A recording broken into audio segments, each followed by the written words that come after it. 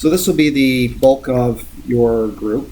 So when I first log into the app, the first area I want to introduce you to is the area that sits in under the inquiry.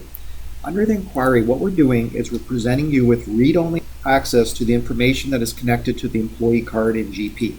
So if I was to go switch to GP and go to the payroll employee screen, this is the screen your back-end HRP people will be using. And they can scroll through and see all the different employees that you have in your organization. But if we were to focus on one, the same guy, Randy Bozeman, you're going to notice that information maps across very literally to what is there in Penny. So this is real-time access to that information. If someone was to go into the HRP system and update the address to say Willow Ave Southwest and save that, that information would get reflected immediately into the portal. Okay.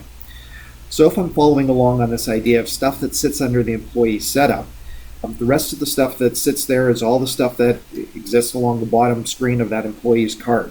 And you may choose to roll out types of information like access to time bank information.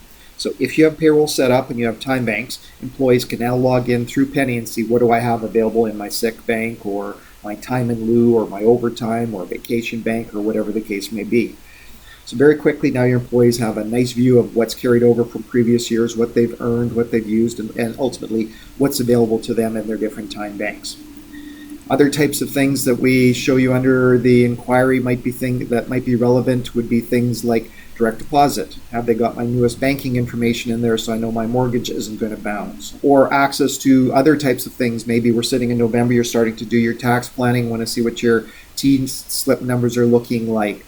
Or if you are, perhaps you want to know what have I paid year to date into the coffee fund, where you could go see on a pay code by pay code basis or all kinds of different things. But really, it's an extension of all that information that exists under that employee cards.